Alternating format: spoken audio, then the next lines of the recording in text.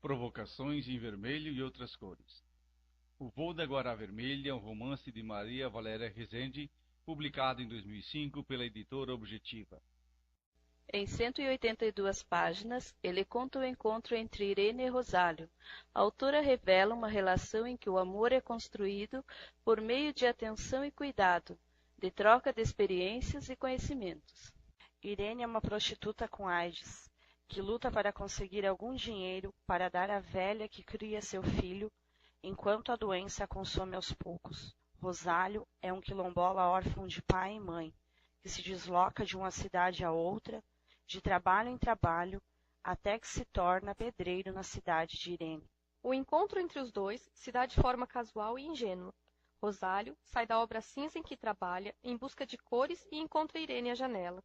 Ela, precisando de dinheiro, o convida a entrar. Rosário demora a entender que a moça espera pagamento pela relação sexual, mas sente-se em dívida com ela quando é cobrado e revela não ter dinheiro algum.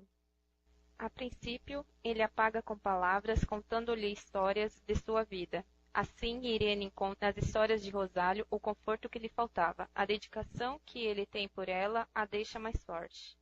Nasce entre os dois um amor sincero, oriundo de atenção e carinho, de palavras e imaginação.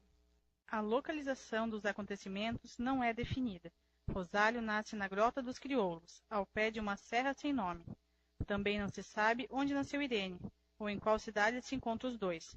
Nada disso é importante para a narrativa. A simplicidade e a sinceridade da relação entre Irene e Rosário contrasta com a dura realidade em que vivem. Por detrás das histórias que Rosário conta em tom de inocência, podem-se ler os contos de um povo simples, muitas vezes explorado e maltratado, enganado e deixado na ignorância. Se tudo parece muito melhor do que é, isto ocorre muito mais pela história ser contada a partir da visão batalhadora das personagens, que nunca conheceram outra vida e que não têm alternativa senão seguir lutando, do que por uma visão romanceada por parte da autora. Mesmo em sonho, Irene e Rosário encaram a vida como ela é, por vezes com uma sinceridade que assusta o leitor desavisado. Irene, por exemplo, refere-se a si mesma, sem rodeios, como puta. Lembra-se com certa saudade dos tempos em que era jovem, puta de luxo, e podia cobrar mais caro.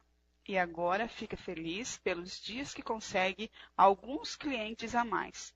Não por gostar da profissão, mas por conseguir o dinheiro que precisa para viver e sustentar o filho. Um pouco de texto. Irene não pode. Espera a sorte de aparecer algum freguês. Quem sabe, alguma coisa. Amanhã, segunda-feira, o menino e a velha arrasta os pés pelo chão de mármore encardido até a porta carcomida do casarão, antes senhorial, depois cortiço, puteiro hoje. Olha outra vez o mormaço da rua. Tontura. Apoia-se no portal e, quando abre de novo as pálpebras, vê o homem carregando a caixa, os olhos fitos nela. Vindo em sua direção, reanima-se, vai ver é da roça, recém-chegado, daqueles ainda com cheiro de terra e mato. Novo, inocente, não custa tentar. Inocente, vai pensar que camisinha é agrado, modernices de puta esperta. Vem, meu bem, vem. Rosário vê primeiro a mancha vermelha em movimento, surpreendendo-o na dobra da esquina. Luz, lufada de ar, que alivia a garganta engasgada pelo cinzento. Só depois vê a mulher dentro do vestido encarnado, a metade de um Rosário colhe nos braços a sua guará vermelha. Colhe na boca o sorriso que verte o encarnado vivo e a cobre inteira de plumas, tingindo todas as mágoas, transfigurando-lhe a dor. O riso aparecendo devagarinho na cara dela, a mão acenando repetidamente. Vem, vem, ele vai. Nasci sem nome, como a serra que me guardava, porque nunca tive pai que me chamasse, e não havia padre que me batizasse. De minha mãe, dizem que era a mais bonita e alegre de todas as moças da grota, mas o nome eu também nunca soube, porque só a lembrança dela dava em toda a gente uma tristeza tão funda que aquele nome ficou proibido de se pronunciar. De primeiro, disseram, me chamavam o Pequeno, mas depois que fui crescendo e nasceram outros mais pequenos do que eu, virei nem ninguém, porque cada vez que eu chorava, pedindo mais leite, mais mel, mais angu de fubá, minha avó dizia: E vosmecê é nem ninguém para comer mais do que os outros? Eu era ninguém, porque de meu pai não se sabia, e minha mãe não me quis. Logo que me pariu, nem esperou passar o resguardo, quando parou de sangrar e teve força para subir até as pedras do pecador, de lá de cima se jogou serra abaixo, para dar fim à vida, me deixando solto e pagão neste mundo. Rosália acorda, mas finge que continua dormindo. Uma moleza gostosa descendo-lhe da cabeça até as pontas dos pés. Seria assim ter-se mãe? Seria assim ter mulher depois de passado o fogo que arde, consome e se apaga? Um suspiro denuncia, e a mulher recolhe a mão. Levanta-se, deixa a cama. Diz que é tarde, acende a luz, retira do sutiã a fotografia onde estão ele e ela abraçados. Antes que se vá, quero escrever o meu nome e que você ponha o seu aqui atrás do retrato. Procura o lápis, assina e pede que faça o mesmo. Rosálio, surpreendido, assinar como, se ainda não aprendi a escrever? Pois então, faça a primeira que eu completo. Ele pega o toco de lápis, morde a língua concentrado e traça desajeitado um grande R, sozinho, preto, sobre o papel branco. Aqui nesta mesma caixa que hoje carrego comigo, o bugre trazia os livros que já não podia ler, porque a vista lhe falhava, mas que gostava de abrir e apoiar nos joelhos, dizendo que pelo cheiro lembrava bem direitinho da história de cada um, de tanto que tinha lido, e pensando, imaginando o que cada um revelava. Fechava os olhos e lia dentro da cabeça dele as histórias que eu podia ouvir sem cansar, enquanto olhava para as folhas que ele ia devagar virando, doidinho para descobrir o segredo das palavras desenhadas no papel. Mas, por fim, tem de voltar, recomeçar a semana, trabalhar se houver clientes. Irene pede que o céu mande alguns por piedade, recolhe um grão de esperança na piedade de Deus, que ele tem sim pena dela, pois senão, quem lhe teria mandado o Rosário da Conceição?